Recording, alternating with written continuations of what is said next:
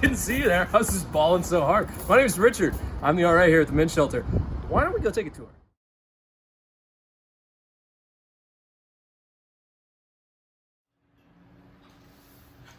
I want to tell you guys about a success story here at the men's shelter. There was a man, a very perseverant man named Joe. He came in with his infant daughter after experiencing a very abusive situation. He was seeking safety and shelter from this situation, and we obviously provided him with that. His abuser and him had tried to work out some sort of scenario to trade off the daughter and keep that sort of safe relationship going. The abuser actually framed Joe for kidnapping the daughter, contacted the police and said that he had never showed up to trade off the daughter, and that he had taken her somewhere, hired private investigators to stalk Joe, and things got very ugly very quickly.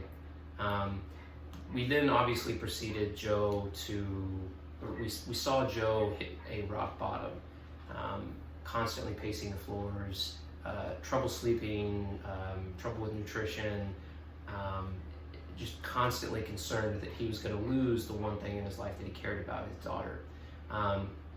The daughter was taken from him by the courts, and we even prepared him to be able to defend himself in court, and connected him with resources so that he could do the best he could to attempt to get his daughter back.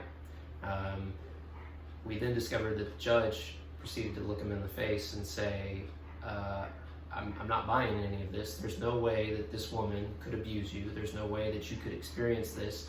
And I don't care that you have a safe place for this daughter to stay. I'm just not buying the story. And I'm sorry, you're not going to see your daughter anymore.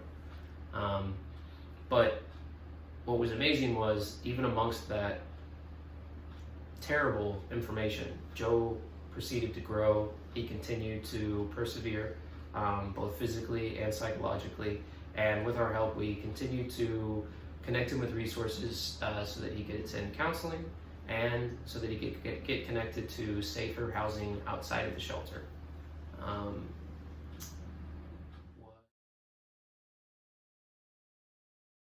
So many of the men we interact with struggle with these typical roadblocks. Men are not viewed as victims. We have to safety plan in a system that presumes that these males are the offenders. Court systems typically do not rule in favor of fathers. And lastly, there's just a lack of resources.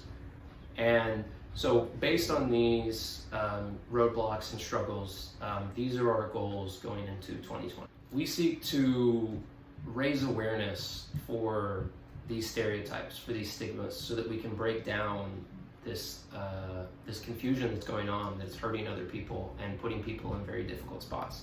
We also seek to locate and establish relationships with existing resources, so that possibly, future resources can be established and brought about, and so that those stigmas and stereotypes can continue to be broken down for the benefit of everyone involved. And we also seek to grow awareness of our program, so that more men that are experiencing these situations that are out there, they know that there is a place that they can go to. They don't just have to run away to a homeless shelter. They can run to a place that is specifically expertise in this particular dilemma, so that we can get them the help that they need. And lastly, I want to show you guys my office, where the real RAs ball out on business, okay? Please. Yeah, no. It'd be great if you could just, not over here, or pictures.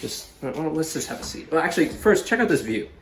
Let's look at this skyline view right here. I mean, just this corner office, it just, you really have to get stuff done as an RA to just be this successful. I just, it's great. Rich really is. Hey! Whoa! Why are you in my office? Can we shut this off? Why are you in my office? I'm filming something. Who's downstairs at the desk? None of the guests are here. Get out. Please.